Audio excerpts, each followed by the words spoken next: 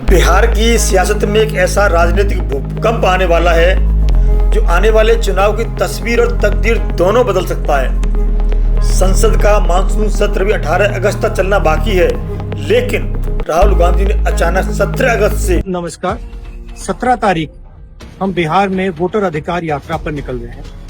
One man one vote का जो idea है, एक ऐसी मुहिम छेड़ने का ऐलान कर दिया है जिसे उन्होंने नाम दिया है वोट अधिकार यात्रा। न्याय यात्रा याद होगी आपको, संविधान बचाओ न्याय यात्रा, उसी की तर्ज पर वोट अधिकार यात्रा। राहुल गांधी का दावा है ये सिर्फ एक चुनावी मुद्दा नहीं है, ये लोकतंत्र और संविधान की अंतिम लड़ाई है। वो कहते हैं वन मैन वन वोट के सिद्धांत को बचाने के लिए लड़ाई है। मतदाता सूची को साफ करने के लिए और वोट चोरी रोकने के लिए हम बिहार से सीधा मोर्चा खोल रहे हैं। वो जनता को ललकारते हैं, उठाते हैं, जगाते हैं, कहते हैं उठो।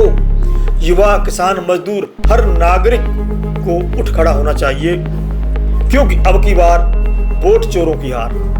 नारा दिया इन्होंने, अब की बार वोट चोरों की हार, जनता की जीत, संविधान की जीत। और इसी मोर्चे पर उनके साथ खड़े हुए हैं तेजस्वी यादव, लालू के लाल तेजस्वी यादव। तेजस्वी ने तो और बड़ा धमाका कर दिया, जब तक बिहार की मतदाता सूची पूरी तरह से ठीक नहीं हो जाती है ना, हम राहुल गांधी की यात्रा में साथ रहेंगे। और अगर हालात नहीं बदले तो आखिरी विकल्प के रूप में चुनाव का बहिष्कार भी हमारा एक विकल्प रहेगा, यानी चुनाव का बहिष्कार कर देंगे। चुनाव बहिष्कार ये शब्द सुनते ही सियासी गलियारों में हलचल मच गई, क्योंकि सिर्फ वोट का बहिष्कार नहीं है, ये चुनाव प्रक्रिया पर सीधा सवाल उठाता है। चुनाव बहिष्कार इतना आसान नहीं होता, लेकिन दोस्तों ये सियासत है और सियासत में जवाब भी तुरंत मिलता है। बीजेपी के केंद्रीय मंत्री धर्मेंद्र प्रधान ने राहुल गांधी पर सीधा हमला करते हुए बोला, राहुल गांधी चुनाव आयोग को गुमराह कर रहे हैं, सच को तोड़ मरोड़ कर पेश कर रहे हैं। वो कई बार चुनाव हार चुके हैं, इसलिए ऐसा कर रहे हैं, और जहाँ जीत जाते हैं वहाँ बात नहीं करते।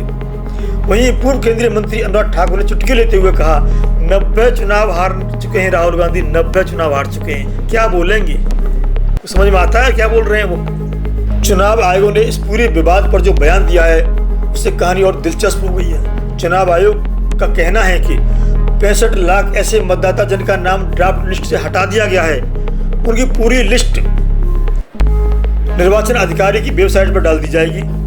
वजह भी साफ साफ लिख दी जाएगी कि नाम क्यों काटा गया है। इतना ही नहीं, टीवी, अखबार, रेडियो, पंचायत भवन, बीएलओ के दफ्तर, हर जगह जानकारी चिपका दी जाएगी।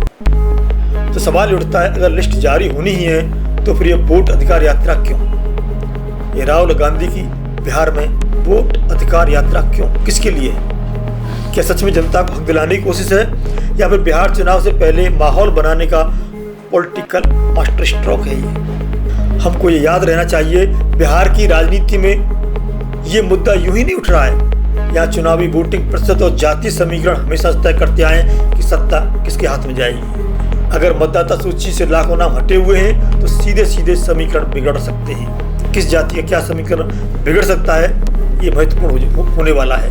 और यही वजह है कि जहाँ ये वोट चोरी का आरोप जोर पकड़ता है या टाइम फिर से होता है। 17 अगस्त को राहुल गांधी की यात्रा शुरू होगी। नमस्कार 17 तारीख हम बिहार में वोटर अधिकार यात्रा पर निकल रहे हैं। वन मैन वन वोट का जो आइडिया है, संविधान को बचाने का जो आइडिया है, उसके लिए हम और हमारे साथ बिहार के सारे युवा एक साथ निकलेंगे और वोट चोरी को रोकने का काम। इस लड़ाई में बिहार के युवाओं की जरूरत है। सारे के सारे युवाओं को हमारे साथ जुड़कर संविधान की रक्षा करनी चाहिए। धन्यवाद। मंच पर होंगे तेजस्वी यादव, आरजेडी कांग्रेस के नेता, हजारों लाखों कार्यकर्ता, और भीड़ में होंगे वो लोग जिन्हें लगता है कि उनका नाम वोटर लिस्ट से गायब कर दिया गया है।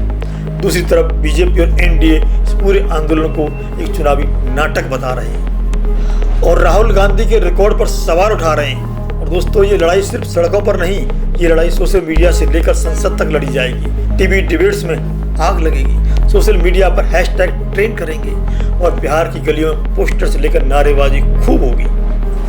लेकिन इस पूरे मामले में सबसे बड़ा सवाल, क्या ये यात्रा सच में वोट चोरी रोक पाएगी, या फिर ये भी बाकी चुनावी वादों की तरह बस हवाई रह जाएगी?